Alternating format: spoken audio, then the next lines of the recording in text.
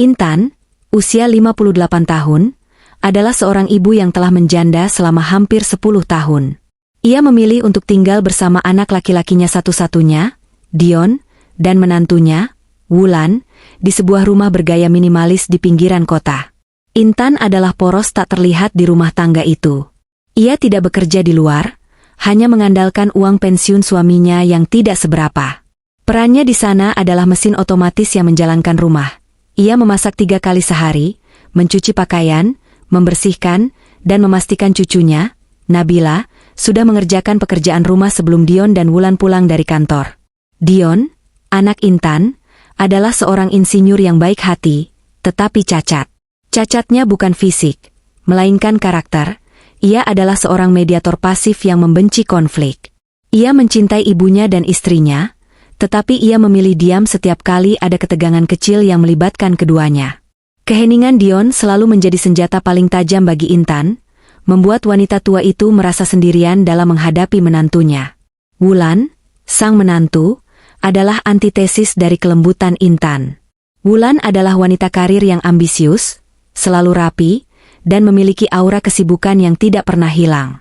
Ia memandang rumah tangga sebagai sebuah perusahaan, dan Intan, menurut pemikirannya, adalah aset gratis yang bekerja tanpa gaji. Wulan jarang mengucapkan terima kasih, tetapi ia akan sangat marah jika Intan lalai. Hubungan mereka kaku, dibingkai oleh kepatuhan Intan dan tuntutan tak terucapkan Wulan. Kehidupan Intan adalah sebuah siklus pengulangan yang monoton. Pukul 6 pagi, ia sudah di dapur, aroma bawang putih dan cabai adalah musik pembukanya. Pukul 8, ia mengantar Nabila ke sekolah. Pukul 5 sore, ia kembali di dapur.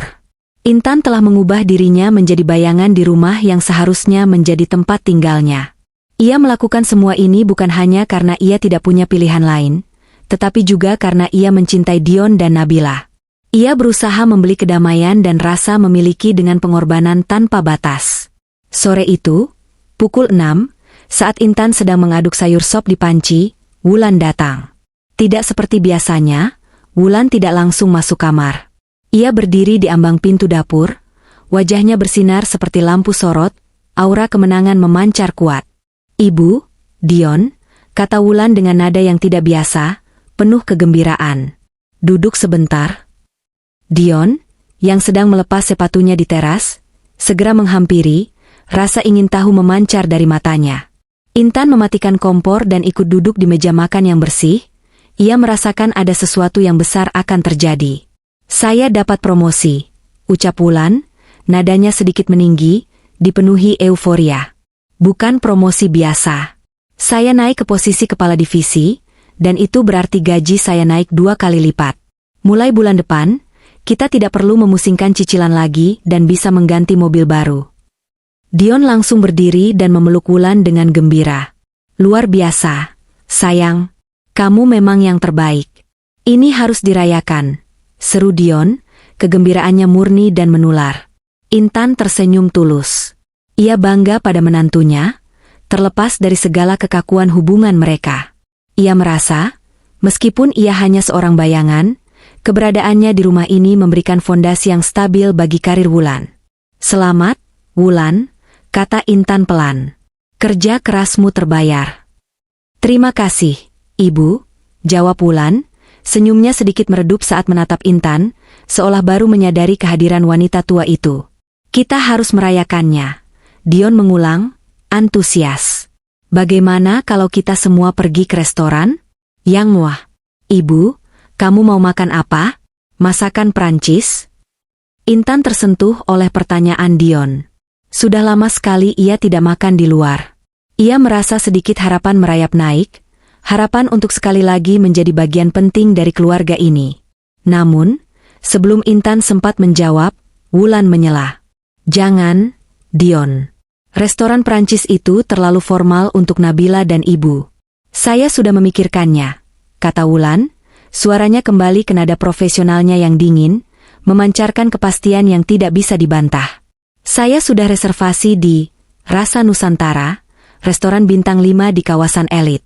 Semua orang di kantor membicarakannya. Kita akan mengundang Ibu Lestari dan Paman Adrian.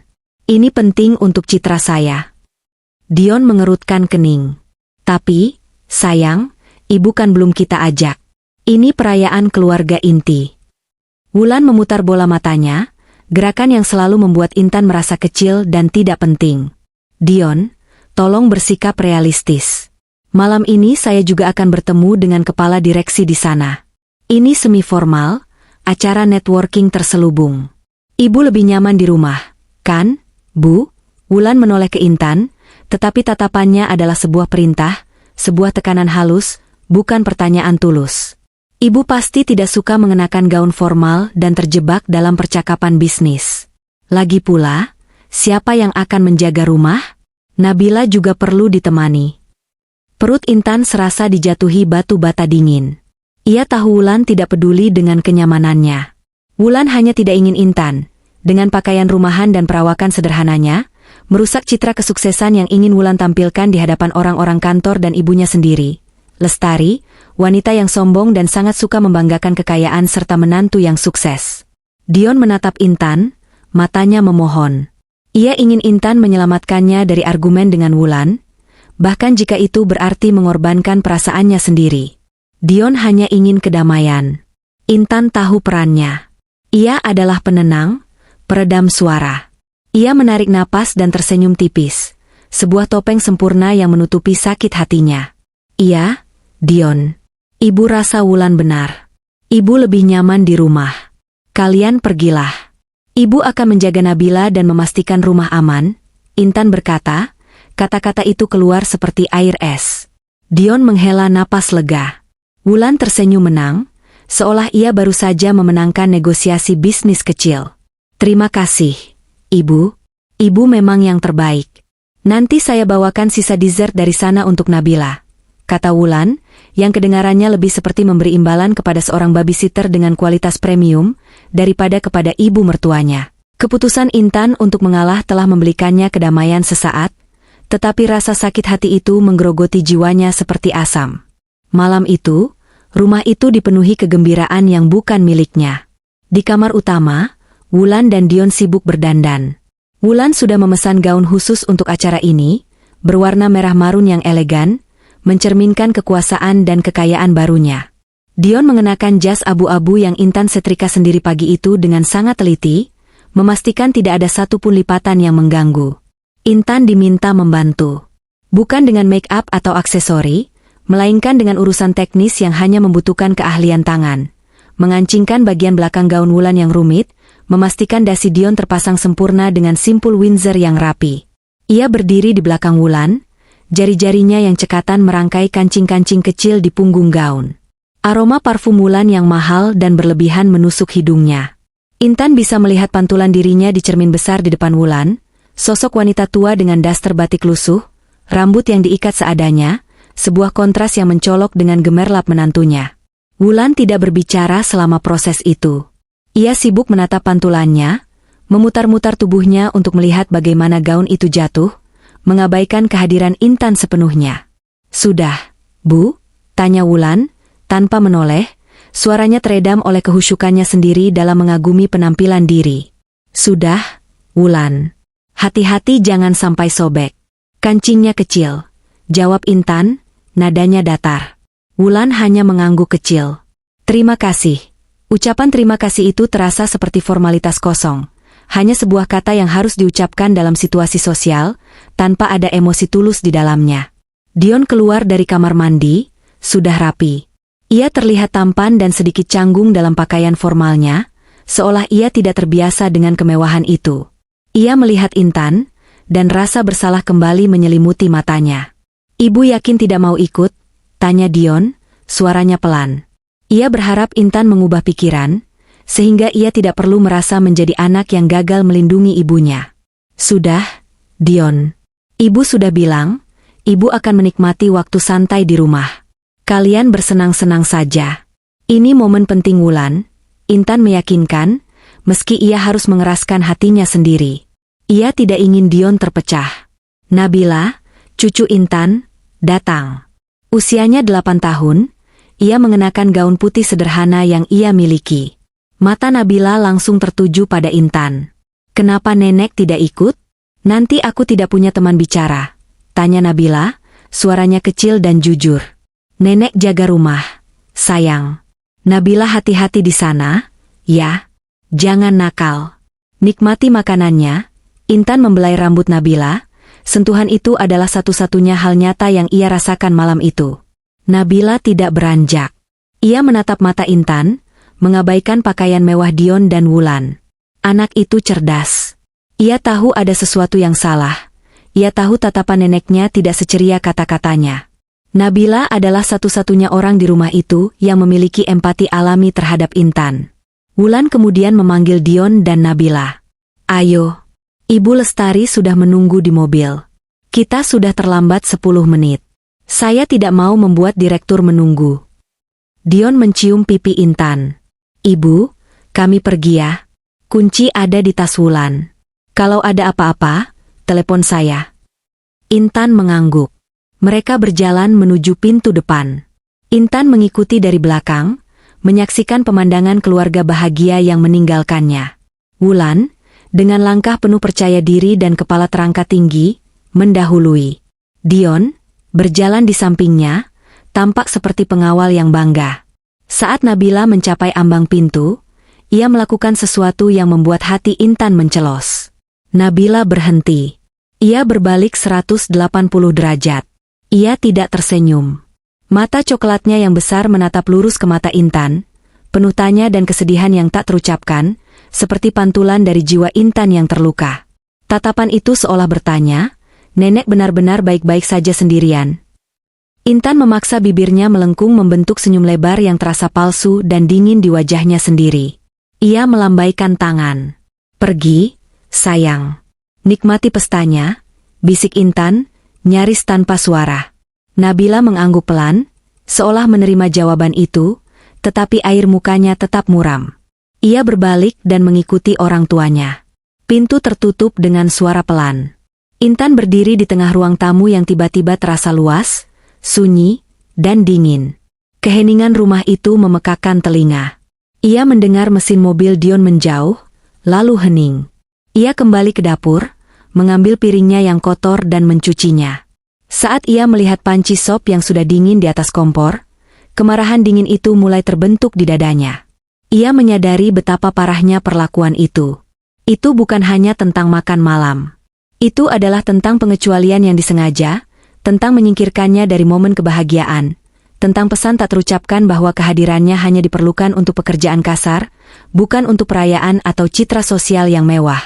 Promosi Wulan, yang seharusnya menjadi kegembiraan bersama, telah berubah menjadi pengingat pahit akan status Intan sebagai beban yang harus ditoleransi, seorang pelayan tanpa upah. Intan berjalan ke kamar tidurnya. Kamarnya kecil, di belakang, dekat dapur, seolah-olah memang dirancang untuk staf rumah tangga, bukan untuk Ibu Dion. Ia duduk di tepi tempat tidur dan menatap dinding putih yang sudah menguning, merasakan setiap pori-pori kesepian menimpanya. Ia mulai memutar ulang seluruh adegan sejak awal. Promosi, janji Dion, penolakan Wulan, hingga tatapan menyedihkan Nabila. Ia telah membuat dirinya menjadi korban yang pasif. Ia telah menerima peran orang yang lebih nyaman di rumah itu. Intan menyentuh wajahnya. Sudah berapa lama ia tidak keluar dari rumah ini selain untuk berbelanja kebutuhan pokok? Sudah berapa lama ia tidak membeli pakaian baru? Sudah berapa lama ia tidak berbicara dengan teman-teman lamanya? Semua rutinitasnya berpusat pada rumah ini, yang tidak pernah benar-benar menjadi miliknya. Semua uang yang ia punya, sisa pensiun suaminya, ia simpan di rekening rahasia, tak pernah ia gunakan. Selama ini, ia takut. Takut menjadi beban finansial, takut diusir, takut sendirian. Ia pikir, pengorbanan dan kepatuhan adalah harga untuk keamanan dan tempat tinggal. Tetapi hari ini, ia menyadari harganya terlalu mahal. Harganya adalah harga dirinya. Ia melihat jam dinding. Pukul 8 malam. Mereka mungkin sudah memesan makanan pembuka di restoran bintang 5 itu. Wulan pasti sedang tertawa dengan Ibu Lestari, membicarakan betapa beruntungnya mereka memiliki karir yang cemerlang, sementara Intan sedang memanaskan air untuk teh. Perbandingan itu terasa seperti cambukan berulang-ulang. Intan bangkit. Ia mengambil cangkir kosong. Ia memutuskan untuk memeriksa rumah, memastikan semua pintu dan jendela terkunci, sesuai dengan apa yang ia janjikan kepada Dion. Ia memeriksa kulkas. Ia melihat sisa sup sayur dari makan siangnya. Ia mengambil sebuah wadah, memasukkan sup itu ke dalamnya. Ini makanan yang akan ia makan sebelum tidur. Ia kembali ke kamar. Ia mengambil buku catatan kecilnya yang sudah usang dari laci. Di dalamnya, ia mencatat semua pengeluaran rumah tangga yang ia tangani dengan uang pensiunnya sendiri, hanya untuk meringankan beban Dion dan Wulan. Daftar itu panjang. Ia menyadari bahwa selama bertahun-tahun, ia telah menjadi investor yang merugi dalam rumah tangga ini. Ia meletakkan buku catatan itu. Ia merasa kosong, tetapi di tengah kekosongan itu, ada percikan api yang menyala. Itu adalah kemarahan yang tenang dan dingin, sebuah tekad yang tak terucapkan. Ia berbaring, mencoba tidur, tetapi otaknya menolak. Setiap detik yang ia habiskan di rumah itu, adalah detik yang mereka habiskan untuk merayakannya di tempat mewah. Pukul 11 malam. Intan masih terjaga. Ia mendengar suara notifikasi dari ponselnya yang tergeletak di samping bantal. Ia meraihnya. Itu pesan dari Wulan. Pesan teks itu sangat pendek, kurang dari 10 kata, tetapi setiap hurufnya terasa seperti cambukan bagi Intan. Wulan, ibu mertua, jangan lupa panaskan sisa makanan di kulkas ya. Jangan dibuang. Intan menatap pesan itu. Matanya tidak berkedip. Kalimat itu, yang seharusnya hanyalah instruksi sederhana dari menantu kepada ibu mertua, mengandung semua hinaan yang selama ini ia telan. Ibu mertua. Bukan ibu. Ia selalu dipanggil ibu mertua hanya ketika Wulan sedang dalam suasana hati yang dingin atau formal, menjaga jarak emosional. Panaskan sisa makanan di kulkas. Ini berarti mereka makan sangat banyak dan sangat enak di restoran. Sampai-sampai mereka menyisakan makanan dan memandang Intan sebagai penerima sisa makanan yang layak, seolah-olah ia adalah anjing peliharaan yang harus diberi makan. Jangan dibuang. Ini adalah puncaknya. Sebuah perintah yang menegaskan bahwa Intan tidak punya hak untuk memutuskan nasib sisa makanan itu. Intan harus memakannya. Kemarahan yang sudah lama ia pendam meletus, bukan dengan teriakan, melainkan dengan keheningan yang mematikan. Intan tidak lagi merasa sakit hati. Ia merasa dihina, direndahkan ke tingkat yang paling rendah. Ia meraih ponselnya. Jari-jarinya yang agak kaku mengetik balasan. Satu kata. Lugas. Sebuah janji yang disamarkan. Intan, baik. Ia meletakkan ponsel itu, dan saat itu juga, ia merasakan kebebasan yang belum pernah ia rasakan sebelumnya. Ia telah membuat keputusan yang hanya akan ia beritahukan kepada dirinya sendiri. Ia bangkit dari tempat tidur. Ia tidak lagi bergerak karena tugas, tetapi karena tujuan. Ia membuka lemari pakaiannya. Pakaiannya ia biarkan di sana. Ia hanya mengambil tas ransel kecil, tas yang biasa ia gunakan untuk berbelanja, tas yang tidak akan menarik perhatian. Ia pergi ke laci, tempat buku tabungan lamanya tersembunyi. Ia mengambil buku tabungan itu, bersama dengan kartu ATM, kartu identitas, dan semua dokumen penting yang ia butuhkan untuk memulai hidup dari nol, akte tanah atas nama suaminya, beberapa polis asuransi kecil.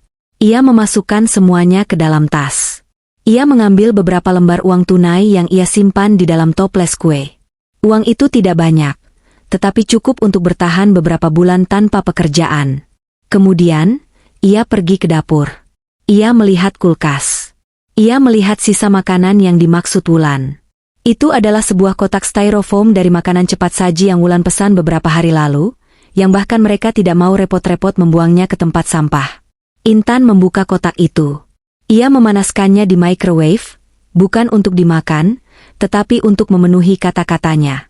Saya sudah memanaskan sisa makanan itu. Ia mencari kertas dan pena. Ia menulis pesan singkat di atas selembar kertas memo kecil. Ia meletakkan kertas itu di atas meja makan, tepat di samping sisa makanan yang sudah dihangatkan, sebagai bukti bahwa ia telah menaati perintah. Isinya, saya sudah memanaskan sisa makanan itu. Silakan dinikmati. Intan.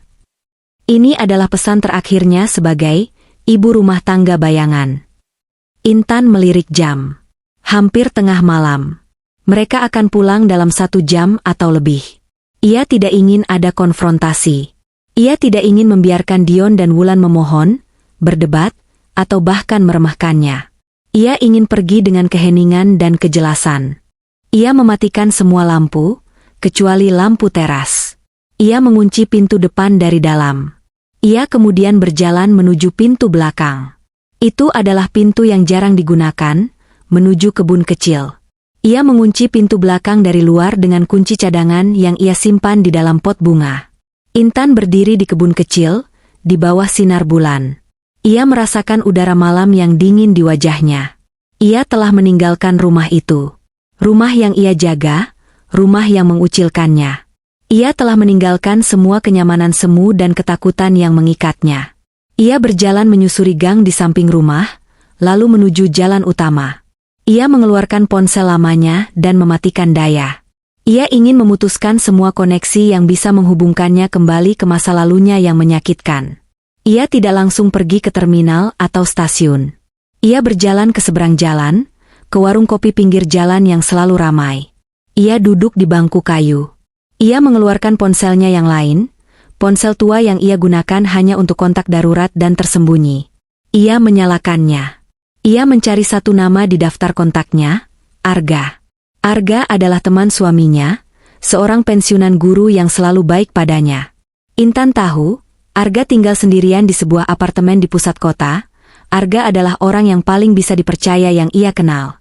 Intan mengirim pesan singkat kepada Arga. Intan, Arga, saya butuh tempat menginap 1 malam saja. Saya sudah meninggalkan rumah Dion. Saya sedang di jalan. Ia menunggu. Dalam 2 menit, ponselnya berdering. Itu adalah panggilan telepon dari Arga. Intan? Kamu kenapa? Ada apa? Kamu serius? Suara Arga terdengar khawatir dan terkejut. Jangan tanya, Arga. Saya hanya butuh tempat yang aman untuk malam ini. Saya tidak bisa tidur di taman. Saya akan jelaskan nanti, Intan berkata, suaranya mantap. Arga diam sejenak, memproses informasi itu. Baiklah. Jangan khawatir. Alamatku di Jalan Mawar nomor 17, apartemen Dahlia, unit 302. Kamu naik taksi saja. Sampai di sini, kamu tekan bel. Pintunya tidak pernah saya kunci. Cepat, Intan. Malam semakin larut, kata Arga, nada khawatirnya bercampur dengan persahabatan sejati. Intan menutup telepon. Ia berdiri. Ia menghabiskan sisa air minumnya. Ia memutuskan untuk berjalan ke jalan utama yang lebih besar, di mana ia bisa menemukan taksi dengan lebih mudah. Saat ia berjalan, ia tidak melihat ke belakang. Tidak ada penyesalan. Hanya kelegaan. Kelegaan karena ia telah memilih untuk tidak memakan sisa makanan yang mereka anggap pantas untuknya. Kelegaan karena ia telah membalas pesan Wulan dengan kata, baik, dan kemudian melakukan apa yang ia anggap baik untuk dirinya sendiri, kebebasan. Ia naik taksi. Ia duduk di jok belakang, menatap lampu-lampu kota yang bergerak cepat. Ia adalah orang asing di tengah malam, bebas dari rantai tak terlihat yang mengikatnya. Sementara itu, di rumah bergaya minimalis yang tenang itu, lampu teras menyala. Mobil Dion dan Wulan berhenti di depan pintu. Tawa Wulan dan Dion terdengar jelas saat mereka keluar dari mobil, merasa puas dengan perayaan malam itu. Nabila menguap, terlihat mengantuk. Ibu Lestari telah diantar pulang terlebih dahulu.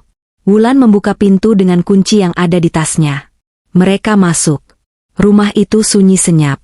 Semua lampu mati. Ibu, panggil Dion, nada suaranya sedikit cemas. Tidak ada jawaban. Wulan menyalakan lampu ruang tamu.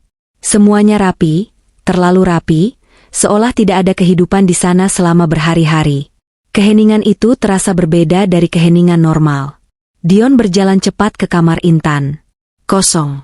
Ia kembali ke ruang tamu dengan wajah panik. Ibu tidak ada, Wulan. Ia pergi. Ia tidak tidur di kamarnya. Wulan mendengus, masih mencoba bersikap santai. Paling juga ngambek ke tetangga sebelah. Ibu kan selalu begitu kalau sedang ingin diperhatikan. Cari di dapur, paling juga ia tertidur saat menunggu kita. Mereka berjalan ke dapur. Di meja makan, ada wadah styrofoam yang sudah dipanaskan. Uapnya masih terasa sedikit hangat. Di samping wadah itu, ada kertas memo kecil. Dion mengambilnya. Ia membaca. Saya sudah memanaskan sisa makanan itu. Silakan dinikmati. Intan. Dion menatap Wulan. Ia memanaskannya, tapi ia tidak memakannya. Ia mematuhi perintahmu, Wulan. Wulan, yang awalnya santai, kini mulai panik. Ia memeriksa kulkas dan panci di kompor. Intan telah membersihkan semuanya, meninggalkan dapur dalam keadaan steril, seolah-olah ia tidak pernah ada di sana. Cek kamarnya. Cek lemarinya. Perintah Wulan, suaranya mulai meninggi. Dion bergegas ke kamar Intan. Ia kembali dengan wajah pucat. Pakaiannya masih ada, tapi dompetnya hilang. Buku tabungan di laci, yang berisi semua dokumen penting itu, juga hilang. Ia mengambil semua yang ia perlukan untuk hidup mandiri. Wulan mematung. Ia menyadari implikasi dari pesan Intan, dari kata, baik, yang dibalas Intan. Intan telah pergi, dan ia membawa serta semua hal yang ia anggap miliknya. Mereka berdiri di tengah dapur, menatap wadah sisa makanan itu dan pesan singkat Intan. Apa yang mereka lihat bukanlah rumah yang kosong, melainkan lubang besar yang tiba-tiba muncul di tengah kehidupan mereka yang sempurna. Mereka melihat harga diri Intan, yang selama ini mereka injak, kini berdiri tegak dan menertawakan kekosongan yang ia tinggalkan. Keterkejutan dan kepanikan membuat mereka benar-benar terdiam, terperangkap di antara wadah styrofoam berisi sisa makanan dan kesadaran bahwa mereka kini harus membersihkan kekacauan yang ditinggalkan Intan, tanpa Intan. Mereka benar-benar terpaku pada pesan terakhir itu, yang merupakan balasan elegan atas perlakuan kejam mereka. Intan tidak membuang sisa makanan. Intan memanaskannya. Intan pergi. Ia telah merespons pesan Wulan dengan ketaatan yang sempurna, namun interpretasi dari ketaatan itu adalah hukuman bagi mereka. Semua kebahagiaan dari promosi Wulan, semua tawa dari restoran mewah, semua pujian dari Ibu Lestari, semuanya lenyap dalam sekejap. Hanya ada rasa hampa dan ketakutan akan hari esok tanpa Intan. Wulan menjatuhkan tas tangannya yang mahal.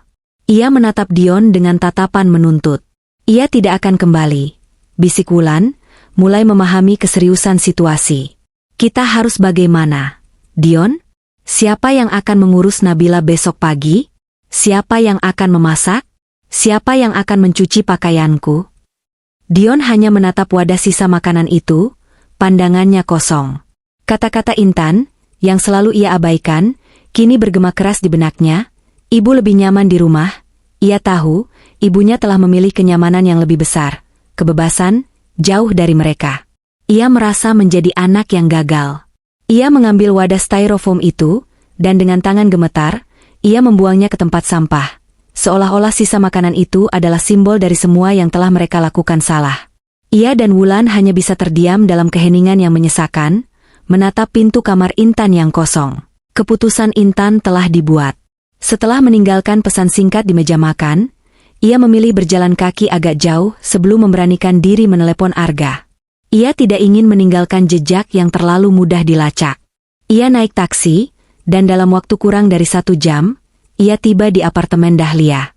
Arga, teman lama almarhum suaminya, menyambutnya di lobi, wajahnya kusut oleh kekhawatiran dan rasa ingin tahu. Arga, pria parubaya dengan rambut memutih, adalah sosok yang tenang dan rasional. Intan, kamu yakin tidak apa-apa? Tanya Arga saat mereka naik lift.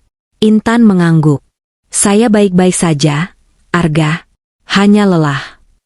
Lelah karena diabaikan, Intan. Saya tahu bagaimana Wulan memperlakukanmu, kata Arga pelan, membuka pintu unitnya. Apartemen Arga kecil, tetapi rapi dan hangat. Duduklah. Kamu aman di sini.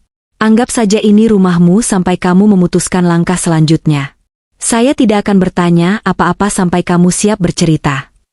Kehangatan Arga, tanpa syarat dan tanpa penghakiman, membuat mata Intan berkaca-kaca. Ini adalah kebaikan yang sudah lama tidak ia rasakan, kebaikan yang tidak dibalas dengan pekerjaan rumah tangga atau pengorbanan. Terima kasih, Arga. Hanya 1 malam. Besok saya akan mencari kamar sewaan, kata Intan, suaranya sedikit serak. Kita lihat besok. Minum teh ini dulu. Tidurlah, kata Arga. Ia kemudian undur diri ke kamarnya, meninggalkan Intan sendirian di ruang tamu. Intan duduk di sofa, memegang cangkir teh hangat. Ia memandang keluar jendela. Lampu-lampu kota yang berkelip tidak tampak mengancam, melainkan menjanjikan. Ia merasakan ketenangan yang dalam. Kepergiannya adalah sebuah aksi protes yang paling senyap, paling efisien, dan paling menyakitkan bagi mereka yang meninggalkannya. Ia kemudian memikirkan pesan Wulan lagi, "Ibu mertua, jangan lupa panaskan sisa makanan di kulkas ya. Jangan dibuang." Intan kembali pada kata, "Baik," yang ia balas. Ia memanaskannya. Ia memenuhi instruksi itu secara harfiah. Tetapi ia tidak memakannya, dan ia tidak membuangnya ke tempat sampah. Ia meninggalkannya di meja makan, sebagai monumen kecil dari ketaatan ironisnya. Itu adalah penolakan yang paling kuat. Ia membayangkan wajah Wulan saat membaca pesannya, wajah Dion saat menyadari ibunya telah pergi. Dion mungkin akan merasa bersalah, tetapi Wulan akan marah. Ia marah karena ketidaknyamanan, marah karena Intan berani memiliki kehendak. Intan memutuskan untuk tidak memikirkannya lagi. Untuk pertama kalinya dalam bertahun-tahun, ia memejamkan mata tanpa harus memikirkan menu sarapan esok hari, tanpa harus khawatir apakah ia telah melipat spray dengan sempurna, tanpa harus merasa bersalah karena duduk santai. Pagi hari, di rumah Dion dan Wulan, suasana tegang menyelimuti sarapan yang berantakan. Dion, masih pucat karena kurang tidur, mencoba membuat nasi goreng. Ia terbiasa melihat Intan bergerak lincah di dapur. Ia selalu tahu di mana garam diletakkan, di mana mangkuk Nabila disimpan. Kini, Dion harus mencari-cari, setiap penemuan alat masak terasa seperti penjelajahan yang melelahkan. Nasi gorengnya gosong di beberapa bagian dan terlalu asin. Wulan duduk di meja makan, mengenakan pakaian kerja mahal, tetapi wajahnya kusut. Ia terus memeriksa ponselnya, berharap ada pesan dari Intan, sebuah permintaan maaf, atau setidaknya, permintaan untuk dijemput. Tetapi ponsel Intan tetap mati. "Dion, ini tidak bisa dibiarkan," kata Wulan, melempar garpu dengan frustrasi. "Saya punya rapat penting pukul 9. Saya tidak punya waktu untuk drama ini. Ibu pasti hanya menginap di tempat teman. Ibu akan kembali. Ia tidak punya uang sebanyak itu untuk bertahan lama." Dion menatap istrinya, rasa marah yang jarang ia rasakan mulai membara. "Ibu pergi, Wulan." Ia mengambil semua uang pensiunnya dan dokumen penting. Ia tidak hanya menginap di tempat teman. Ia pergi untuk memulai hidup baru. "Dan kamu bertanya siapa yang akan mengurus Nabila?" Nabila, yang duduk di antara mereka, memakan nasi gorengnya tanpa selera. Ia adalah yang paling sedih, tetapi juga yang paling tenang. Ia tahu kepergian neneknya bukan main-main. "Tadi malam aku melihat nenek menelepon Om Arga," kata Nabila pelan. Dion dan Wulan menoleh padanya serempak. "Om Arga? Teman kakekmu yang pensiunan guru itu?" tanya Dion, sedikit harapan muncul di matanya. Nabila mengangguk. "Iya. Nenek bilang, tolong aku, Arga. Sebentar saja. Nenek juga bilang, ia harus menjaga dirinya sendiri mulai sekarang." Petunjuk itu, yang datang dari anak kecil, terasa seperti pukulan keras bagi Dion dan Wulan. Intan benar-benar merencanakan ini. Wulan, bukannya merasa bersalah, justru marah karena beban itu kini jatuh padanya. "Cepat selesaikan, Dion. Cari kontak Arga. Kita harus segera menjemputnya. Saya tidak bisa terlambat. Siapa yang akan mencuci gaun merah marun saya? Gaun itu hanya bisa dicuci kering. Saya harus memakai pakaian itu minggu depan." Dion bergegas mengambil ponselnya. Ia mencari nomor Arga. Wulan bangkit. Ia harus mengurus dirinya sendiri. Ia pergi ke mesin cuci. Mesin cuci penuh dengan cucian kemarin yang belum sempat Intan sentuh. Ia memutar tombol. Mesin itu berputar, tetapi saat Wulan kembali ke dapur, ia melihat Dion sedang berbicara dengan Arga. Dion menutup telepon. Wajahnya kembali tegang. Arga tahu ibu ada di kota, tetapi ia bersumpah tidak tahu di mana ibu tinggal. Ia bilang, ibu hanya menelepon untuk meminta nasihat, dan ibu ingin kemandirian. Arga tidak akan mengkhianati kepercayaan ibu. Wulan membanting ponselnya ke meja. "Ini gila. Drama. Ia tidak punya hak untuk membuat hidup kita kacau hanya karena masalah sisa makanan. Bukan sisa makanan, Wulan, Dion menyela, suaranya dingin dan tegas, jarang sekali ia berani membantah. Ini tentang harga diri. Ibu lelah menjadi bayangan yang hanya berguna saat ada pekerjaan. Ia lelah merasa tidak diundang ke kebahagiaan kita, tetapi diwajibkan untuk mengurus kotoran kita. Sisa makanan itu hanyalah pemicunya. Wulan terdiam. Ia tahu Dion benar. Tetapi ia terlalu keras kepala untuk mengakuinya. Baiklah. Sekarang apa? Tanya Wulan, nadanya kembali ke mode bisnis. Saya tidak bisa libur. Kamu harus ambil cuti untuk mencari ibu. Kita harus membujuknya kembali. Tanpa ibu, hidup kita tidak akan berjalan. Kita akan bangkrut membayar asisten rumah tangga dan babysitter yang profesional. Dion menatap istrinya. Ia tidak merindukan ibuku. Ia merindukan tenaga kerja gratis. Dion merasakan kekecewaan yang mendalam, bukan hanya pada istrinya, tetapi pada dirinya sendiri, karena telah membiarkan ini terjadi. Dion mengambil cuti. Ia menghabiskan sepanjang hari menelepon sanak saudara, teman-teman lama Intan, dan semua orang yang mungkin tahu. Tidak ada yang tahu, Intan telah memutus semua jejak. Sementara Dion mencari, Wulan harus menghadapi kenyataan pahit tanpa Intan. Siang itu, Wulan pulang untuk makan siang. Ia membuka kulkas. Kulkas kosong. Intan selalu memastikan ada stok makanan matang atau bahan makanan segar. Wulan hanya menemukan sisa take away dari semalam dan beberapa telur. Ia mencoba menggoreng telur. Ia membakar 2 dari 3 telur yang ia goreng.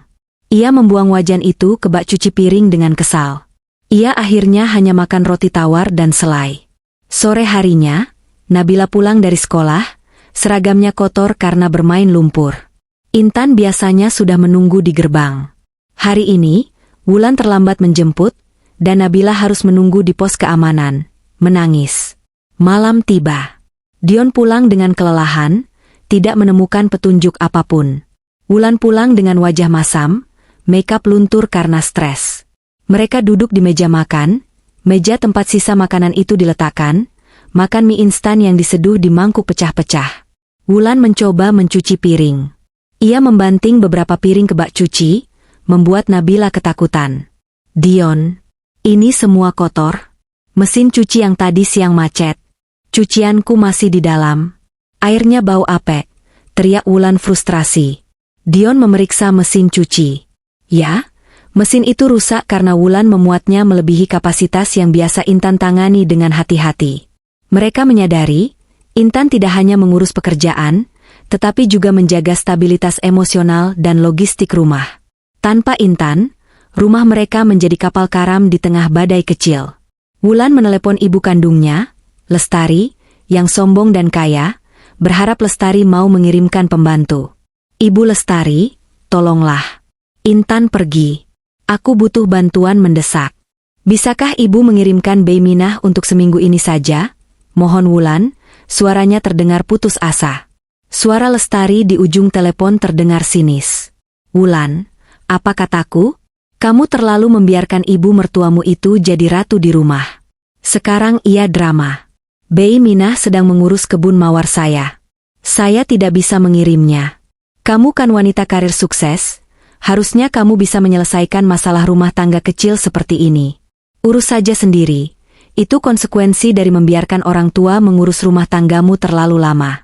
Itu membuat mereka manja. Kamu harus mandiri, kata Lestari, nadanya menghakimi. Wulan menutup telepon, wajahnya merah padam. Ia dimarahi oleh ibunya sendiri, sebuah hal yang jarang terjadi. Ia menatap Dion. Ibu Lestari tidak mau membantu. Kita benar-benar harus mencari ibu secepatnya. Aku tidak bisa hidup seperti ini. Aku akan kehilangan pekerjaanku karena harus mengurus rumah.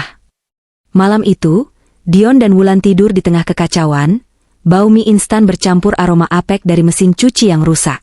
Dion mencoba menghubungi Arga lagi, memohon, menawarkan uang.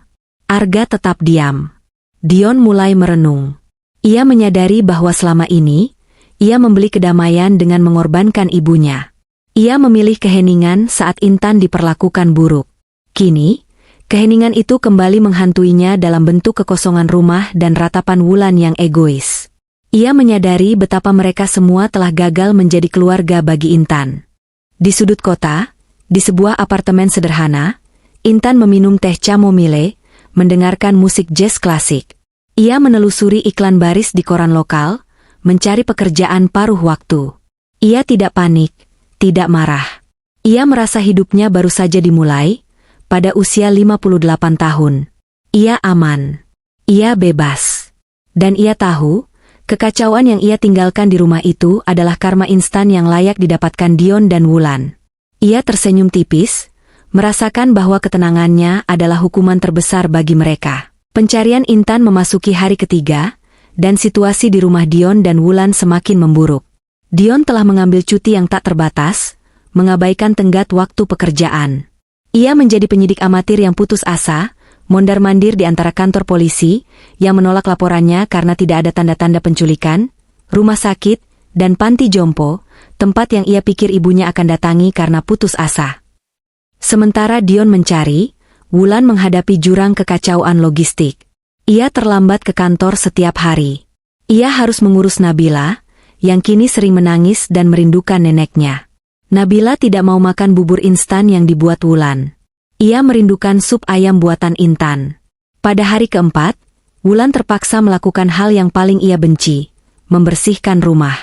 Ia menyadari bahwa rutinitas membersihkan yang dilakukan Intan setiap hari adalah pekerjaan penuh waktu.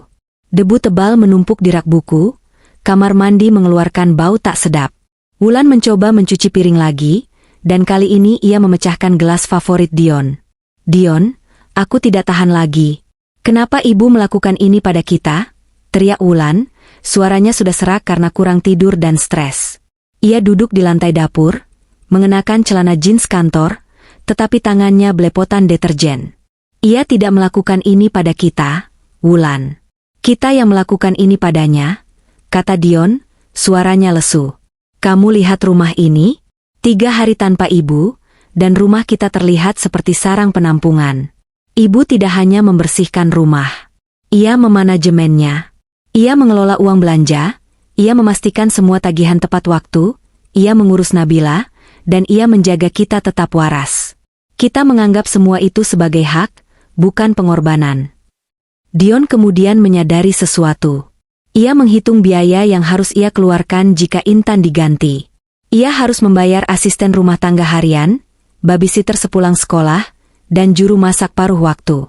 Totalnya jauh lebih mahal daripada sisa gaji Intan yang kecil itu, yang Intan bahkan tidak pernah gunakan. Intan telah menyubsidi kehidupan mereka dengan tenaga, waktu, dan bahkan uangnya sendiri. Ketergantungan mereka bukanlah emosional, melainkan finansial dan logistik yang brutal. Di kantor, Wulan menghadapi krisis. Ia harus membatalkan beberapa pertemuan penting karena terlambat masuk. Fokusnya hilang. Ia dimarahi oleh kepala direksi karena laporan yang dikerjakannya setengah hati. Promosi yang ia dapatkan mulai terasa seperti kutukan. Ia mendapatkan gaji tinggi, tetapi ia tidak punya waktu untuk menikmatinya. Ia menelepon Ibu Lestari lagi, memohon agar setidaknya Ibu Lestari mau menjaga Nabila sepulang sekolah. "Wulan, kamu tidak mendengar ibumu?" "Ya," kata Lestari tajam di telepon. "Saya sedang ada janji fitness rutin. Kamu kan ibu Nabila. Ini kesempatanmu untuk menjadi ibu yang bertanggung jawab, bukan hanya wanita karir. Ibu Intanmu itu pergi karena ia ingin kalian mandiri. Sekarang buktikan kalau kamu memang sukses, bukan hanya pada karir, tapi juga pada rumah tangga." Wulan menutup telepon dengan air mata mengalir. Ia merasa dihakimi oleh semua orang, terutama ibunya sendiri. Ia menyadari, saat ia berada di puncak karir, ibunya Intanlah yang membuatnya tetap berada di tanah, bukan dengan pujian, tetapi dengan pelayanan tanpa pamrih. Sekarang Intan telah pergi, dan Wulan merasa seperti jatuh dari ketinggian. Siang itu, Wulan pulang dengan tergesa-gesa. Ia harus menjemput Nabila. Ia meninggalkan cucian yang belum terjemur, piring kotor yang menumpuk. Ia melupakan dirinya yang rapi dan terorganisir. Kepergian Intan telah menelanjangi Wulan di hadapan cermin realitas, menunjukkan betapa rapuhnya dia tanpa sistem pendukung yang selama ini ia remehkan. Sementara itu, Dion, Setelah seharian mencari, kembali ke rumah dengan perasaan hampa. Ia melihat rumahnya, dan ia melihat kesalahannya. Ia tidak pernah melihat ibunya sebagai Intan, wanita yang punya harga diri dan keinginan, melainkan sebagai sosok ibu yang harus selalu ada. Ia menyadari, rumah ini bukan tempat tinggal bagi ibunya, melainkan tempat kerja yang mencekik. Malam hari, Dion duduk di kamar Nabila. Ia mencoba membacakan dongeng, tetapi pikirannya melayang. Nabila sudah beberapa hari tidak tersenyum. "Ayah," kata Nabila, suaranya sangat pelan. "Ya, sayang." "Nenek tidak akan pulang, ya?" tanya Nabila, matanya menatap Dion dengan polos. "Ayah tidak tahu, Nak, tapi ayah akan terus mencari." "Kenapa kamu yakin begitu?" "Karena nenek bilang, ia tidak mau makan sisa makanan lagi. Kata nenek, sisa makanan itu seperti sisa cinta.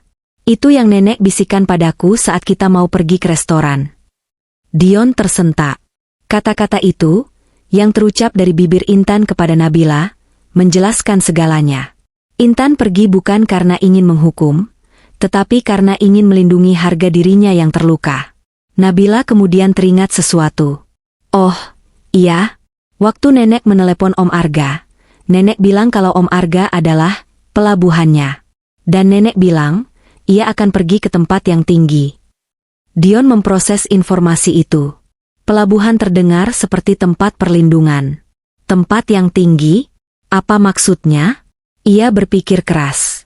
Arga tinggal di sebuah apartemen lama di pusat kota. Apartemen Dahlia. Apartemen itu cukup tua, tetapi memiliki lantai atas dengan pemandangan kota. Dion ingat, Arga adalah pensiunan guru yang selalu terlibat dalam kegiatan sosial. Arga mungkin tidak berbohong saat mengatakan tidak tahu lokasi Intan, tetapi ia pasti melindungi Intan. Dion memutuskan untuk mengambil pendekatan yang berbeda. Ia tidak akan menelepon Arga lagi. Ia akan menemui Arga secara langsung. Paginya, Dion pergi ke apartemen Dahlia. Ia menunggu di lobi. Ia tidak mau langsung menemui Arga, karena ia tidak ingin Arga menutup pintu.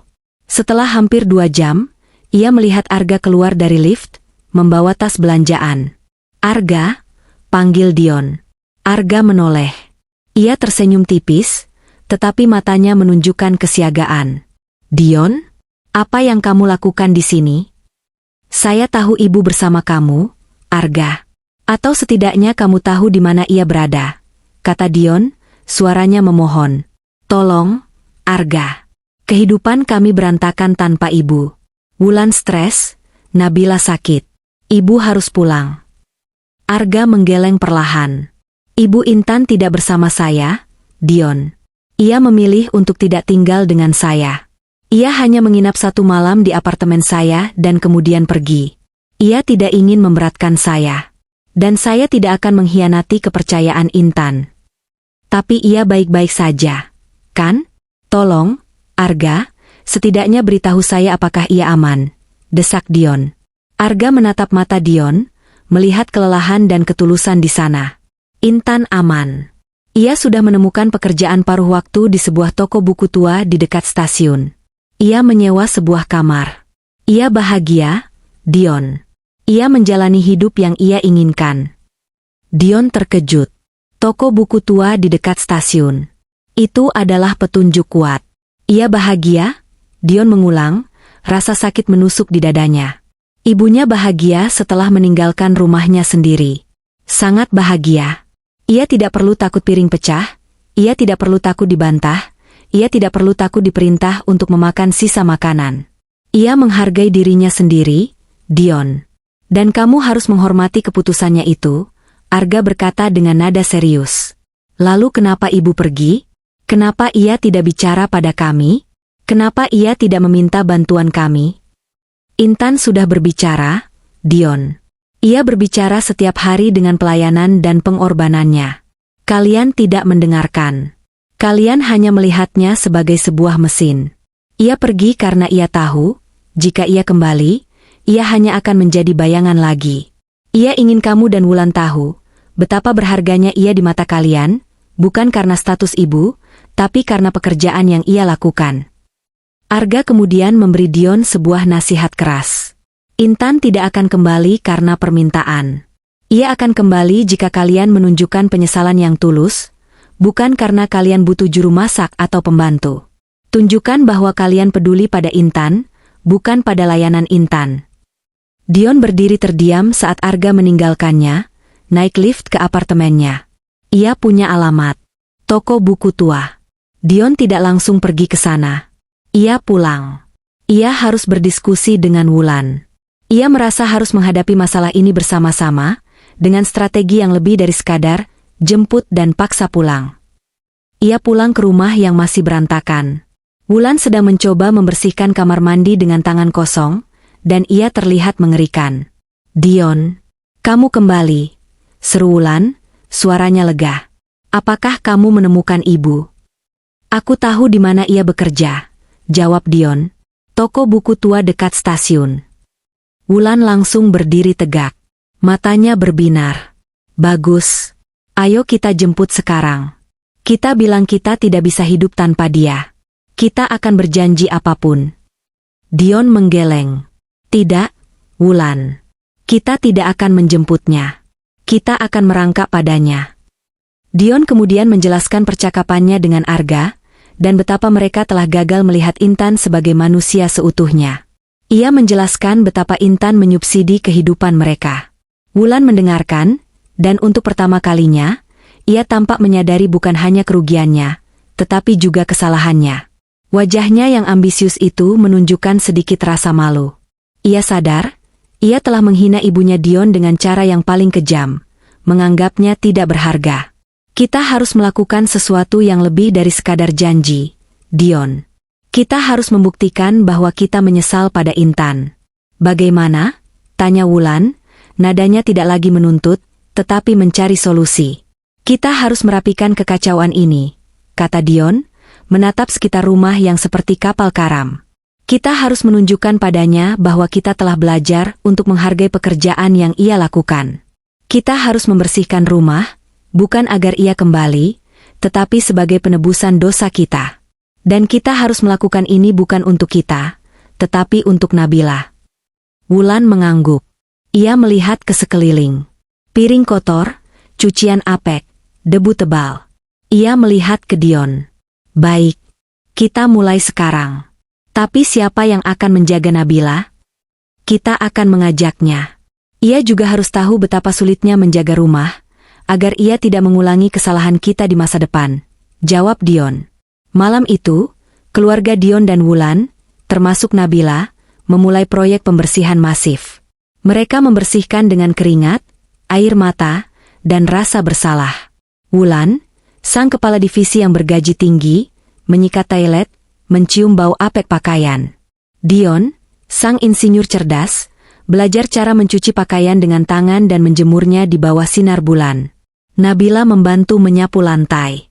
Mereka bekerja sampai larut malam, dan meskipun hasilnya masih jauh dari pekerjaan sempurna Intan, ada perubahan yang terjadi di antara Dion dan Wulan. Mereka bekerja sebagai tim, dipersatukan oleh rasa kehilangan dan penyesalan. Mereka menyadari, mereka tidak hanya kehilangan seorang ibu, mereka kehilangan fondasi kehidupan mereka.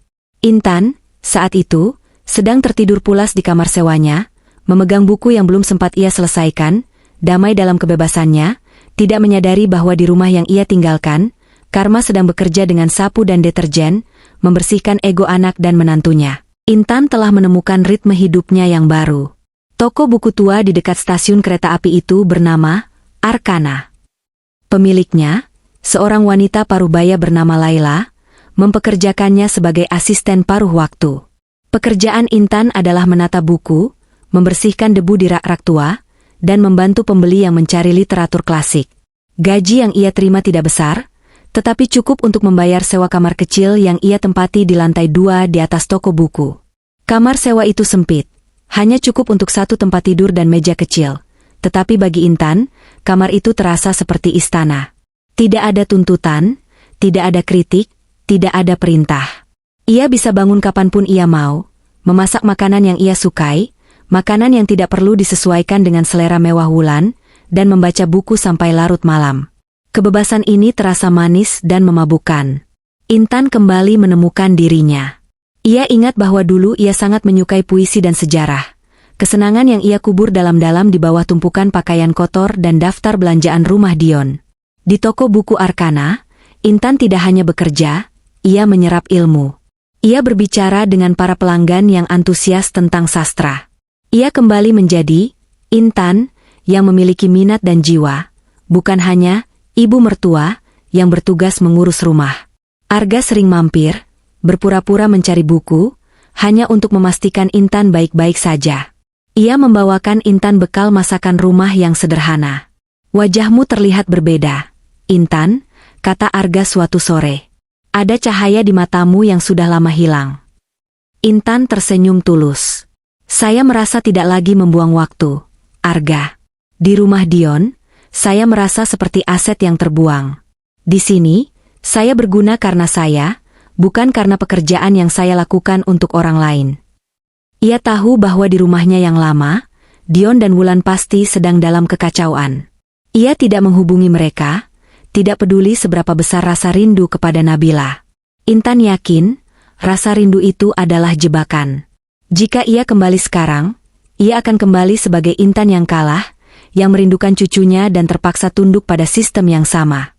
Ia ingin Dion dan Wulan merasakan dampak penuh dari kepergiannya, merasakan betapa vitalnya peran yang selama ini mereka abaikan.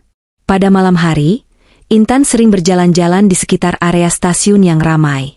Ia menyaksikan orang-orang yang sibuk dengan hidup mereka sendiri. Ia membeli bakso gerobak, makanan sederhana yang tidak ia izinkan makan di rumah Wulan karena dianggap tidak higienis. Setiap suapan bakso itu terasa seperti perayaan kecil atas kebebasannya. Intan tahu, suatu hari nanti, Dion akan menemukannya. Tetapi ia tidak takut pada konfrontasi itu. Ia telah membangun fondasi yang kokoh untuk dirinya sendiri. Ia memiliki pekerjaan, ia memiliki kamar sewa, dan yang paling penting, ia memiliki harga dirinya kembali. Saat Dion dan Wulan sibuk mencari-cari dan berdebat di rumah kosong mereka, Intan menikmati secangkir kopi pagi pertamanya dalam kedamaian, membaca bab baru novel Bumi Manusia tanpa harus memikirkan cucian, sarapan, dan makan malam yang harus disiapkan. Ia telah memilih kebebasan, dan kebebasan itu memberinya kekuatan. 5 hari setelah kepergian Intan, Dion dan Wulan tiba di toko buku Arkana. Rumah mereka sudah sedikit lebih rapi, hasil kerja keras 4 hari yang menyiksa. Mereka datang ke sana tidak dengan pakaian kerja yang rapi, melainkan dengan kaos usang dan celana jeans. Wajah mereka terlihat lelah dan kuyu. Wulan membawa tas tangan besar yang biasanya berisi dokumen bisnis, kini berisi pakaian kotornya. Dion membawa Nabila. Mereka melihat Intan di balik konter, tersenyum dan berbicara santai dengan seorang pelanggan tentang novel terbaru. Intan terlihat damai, bahkan sedikit lebih muda. Rambutnya kini ditata lebih rapi, dan ia mengenakan kemeja katun sederhana yang bersih. Dion maju lebih dulu. "Ibu," panggilnya, suaranya tercekat. Intan menoleh. Senyumnya langsung menghilang, digantikan oleh ekspresi netral. Ia tidak terlihat terkejut, seolah ia sudah menunggunya. "Dion, Wulan, Nabila," kata Intan, menyebut mereka satu persatu dengan nada tenang yang membuat mereka gelisah. Nabila langsung berlari, memeluk pinggang Intan. "Nenek, aku rindu nenek. Aku tidak suka mie instan setiap malam." Tangisan Nabila yang polos menusuk hati Dion dan Wulan. Intan memeluk cucunya erat-erat, matanya melembut. "Nenek juga rindu kamu, sayang." Kemudian ia melepaskan Nabila dan menatap Dion dan Wulan. Wulan mencoba memaksakan senyum bersalah yang tidak berhasil. "Ibu, tolong. Kita pulang sekarang. Ini tidak lucu lagi," kata Wulan, mencoba menggunakan nada otoritatif lamanya, tetapi terdengar lemah. "Kami sudah berantakan. Kami kesulitan mengurus rumah. Kami berjanji akan menyewa asisten rumah tangga. Ibu tidak perlu melakukan pekerjaan berat lagi. Kembalilah." Dion mengangguk setuju. "Iya, Bu. Aku minta maaf. Aku tahu aku gagal melindungimu. Aku minta maaf atas nama Wulan dan diriku. Pulanglah. Kami tidak bisa hidup tanpamu." Intan mendengarkan dengan sabar. Ia bersandar di konter kayu, menunjukkan kemandirian. Ia menunggu sampai keheningan kembali. "Kalian kesulitan mengurus rumah?" Kalian tidak bisa hidup tanpaku. Intan mengulang pertanyaan mereka, nadanya tenang, menusuk. Jadi, kalian memintaku kembali bukan karena kalian merindukan Intan, tetapi karena kalian merindukan juru masak dan babysitter gratis? Kalian merindukan tenaga yang membersihkan rumah kalian? Wulan cepat menyela. Tidak, Bu. Kami merindukanmu. Kami sadar betapa berharganya ibu di rumah. Ia kemudian mengangkat tas tangan besarnya. Ini, Bu. Aku tidak tahu cara mencuci pakaianku yang sensitif. Mesin cuci rusak. Aku tidak tahu bagaimana membayar tagihan listrik yang menumpuk. Aku perlu ibu untuk mengurus semua ini. Wulan mengeluarkan tas itu, yang ternyata penuh dengan pakaian kotor, dari gaun kerja mahal hingga pakaian dalam, dan meletakkannya di atas meja konter buku. Intan menatap tumpukan pakaian itu. Itu adalah perwujudan sempurna dari pengakuan dosa dan keegoisan mereka. Wulan datang untuk menyerahkan pekerjaan yang ia tidak mau sentuh. Wulan, kata Intan, suaranya kini dingin dan tegas. Ketika kamu mengirim pesan kepadaku, kamu menyuruhku memanaskan sisa makanan dan jangan membuangnya. Kamu menganggapku sebagai tempat sampah untuk sisa makanan dan sisa pekerjaan rumahmu. Aku membalas, baik. Aku memanaskan sisa makanan itu. Dan kemudian aku pergi. Intan mendorong tumpukan pakaian itu menjauh. Aku tidak dibuang. Aku pergi. Dan hari ini, aku tidak akan mengambil sisa pekerjaanmu. Aku punya pekerjaan di sini yang aku sukai, dan itu memberiku harga diri.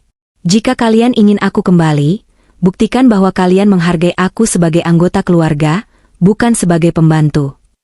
Wulan panik. Ia mulai menangis. Tapi kami berjanji akan berubah. Kami akan membelikanmu pembantu. Kami akan membelikanmu mobil. Aku tidak butuh itu, Intan memotong. Aku tidak mau membeli cinta dan tempat di rumah kalian dengan janji-janji palsu. Aku mau tempat yang dihormati. Ia kemudian menatap Dion. Dion, aku mencintaimu, nak. Tapi aku tidak akan pernah kembali sebagai babu di rumah yang membuangku ke sudut. Aku menantangmu.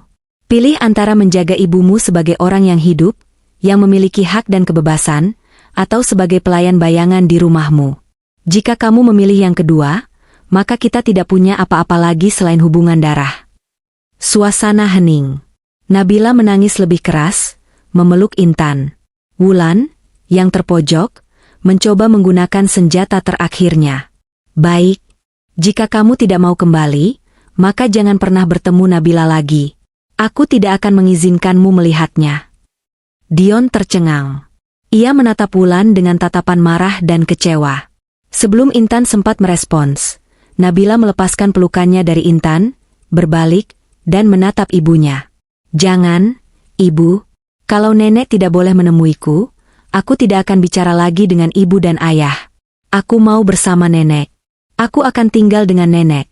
Bentak Nabila, air matanya membanjiri pipinya. Nabila kembali memeluk Intan dengan erat, sebuah pemberontakan kecil yang kuat melawan kontrol Wulan. Wulan terdiam, menyadari ancamannya hanya menjadi bumerang. Ia telah kehilangan kendali total. Dion menatap Intan, lalu menatap Wulan. Ia membuat keputusan yang sudah lama tertunda. Tidak, Wulan. Kamu tidak punya hak untuk melakukan itu. Nabila akan tetap bertemu ibu.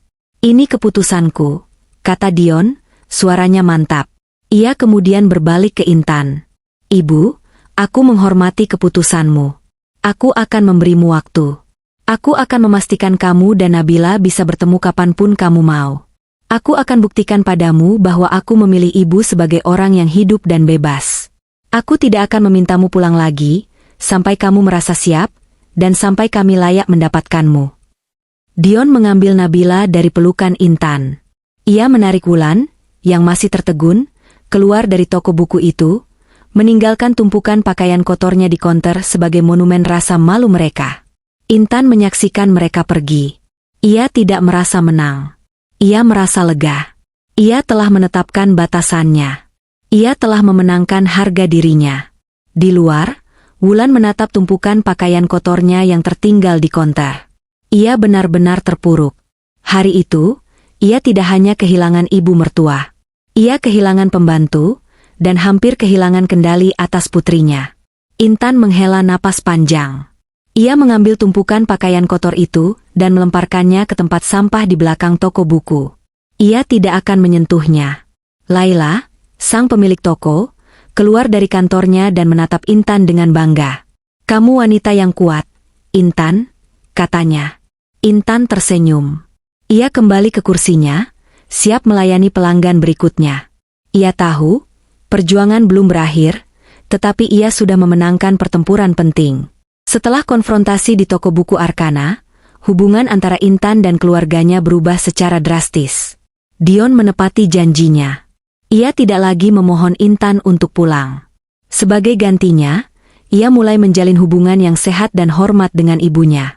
Dion mengambil cuti tanpa gaji selama 2 minggu untuk membereskan kekacauan di rumah dan menunjukkan keseriusannya. Ia mulai belajar memasak dari video di internet, meskipun hasilnya seringkali tidak enak. Ia dan Wulan membagi tugas mencuci dan membersihkan, sebuah tugas yang membuat mereka sering bertengkar, tetapi pada akhirnya, membuat mereka lebih menghargai pekerjaan rumah tangga. Mereka akhirnya menyewa seorang asisten rumah tangga paruh waktu, tetapi Dion memastikan bahwa asisten itu digaji layak dan hanya bekerja pada jam-jam tertentu, bukan untuk menggantikan peran ibu. Nabila adalah jembatan utama Intan. Setiap akhir pekan, Dion mengantar Nabila ke toko buku Arkana. Intan dan Nabila akan menghabiskan waktu bersama, pergi ke taman, atau sekadar membaca buku di pojok toko. Nabila bahagia, dan Intan merasakan kembali peran sebagai nenek yang dicintai, tanpa dibebani oleh tugas-tugas rumah tangga. Wulan, setelah dipermalukan dan ditolak, mengalami periode penyesalan yang pahit. Ia masih kesulitan mengurus rumah dan pekerjaannya. Ia kehilangan fokus, dan hubungannya dengan Dion menjadi tegang. Ia mencoba menghubungi Intan beberapa kali, mengirim pesan minta maaf yang panjang, tetapi Intan hanya membalas dengan kalimat sopan, menjaga jarak profesional.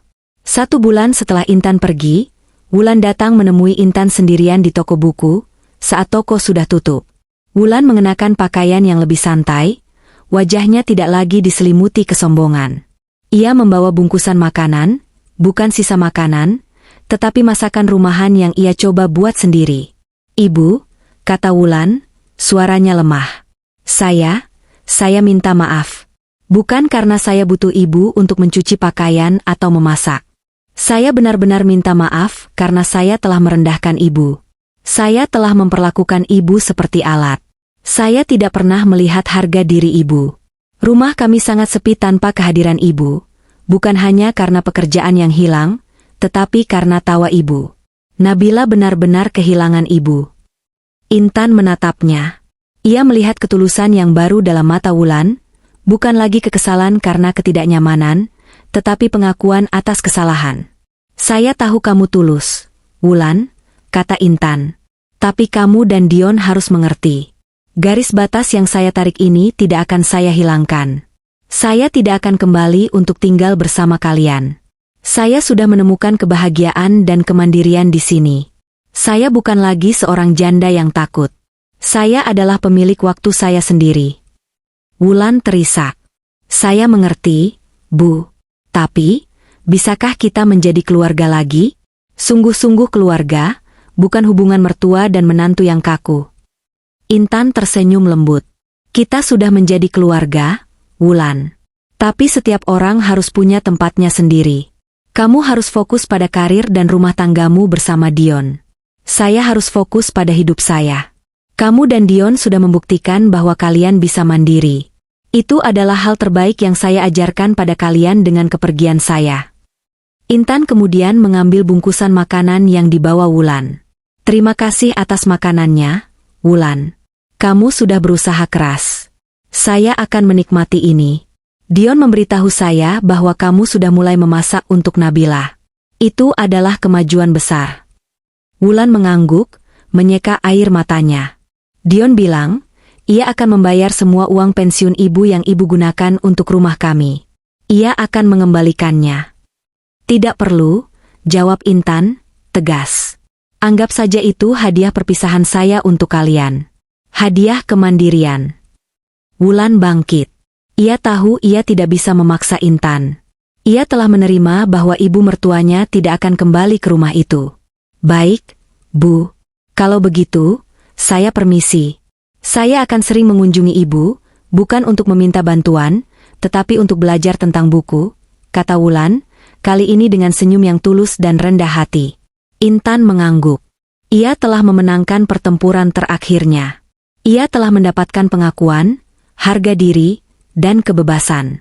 1 tahun kemudian, Intan masih bekerja di toko buku Arkana, dan ia telah menjadi bagian yang sangat berharga dari komunitas kecil itu. Ia mulai menulis esai-esai kecil tentang buku yang ia sukai dan mengirimkannya ke surat kabar lokal. Ia memiliki rekening bank yang stabil dari gajinya, dan sedikit uang pensiun suaminya. Ia membeli pakaian baru dan bahkan sesekali pergi berlibur singkat bersama Arga, yang kini menjadi teman dekatnya. Dion dan Wulan, meskipun hidup mereka menjadi lebih sulit tanpa Intan, justru tumbuh menjadi pasangan yang lebih kuat dan orang tua yang lebih bertanggung jawab. Dion sudah kembali bekerja, tetapi ia membagi waktunya dengan adil. Wulan belajar untuk tidak hanya mengandalkan asisten rumah tangga, tetapi juga berpartisipasi dalam kehangatan rumah tangganya. Mereka telah belajar bahwa pekerjaan rumah tangga adalah bagian dari cinta, bukan beban. Hubungan mereka dengan Intan sangat baik. Mereka sering bertemu di luar rumah, makan siang bersama di restoran sederhana, yang kini mereka nikmati dengan tulus, dan Intan selalu menjadi tamu istimewa di setiap acara keluarga, diundang dengan penuh hormat. Karma, meskipun tidak selalu datang sebagai bencana besar, selalu menemukan jalannya. Wulan, setelah 1 tahun berjuang dengan keseimbangan antara pekerjaan dan rumah tangga, menjadi sering stres. Kurang tidur dan kekacauan emosional membuatnya sering lalai di kantor. Dalam sebuah rapat dewan direksi yang sangat penting, ia melakukan kesalahan perhitungan fatal yang menyebabkan kerugian besar bagi perusahaan. Akibatnya, Wulan dicopot dari posisi kepala divisi yang ia dapatkan 1 tahun lalu. Ia tidak dipecat, tetapi ia diturunkan kembali ke jabatan lamanya. Gaji besarnya hilang, dan ia kembali ke tingkat penghasilan lamanya. Ironisnya, ia dicopot dari promosi yang ia rayakan dengan mengucilkan Intan.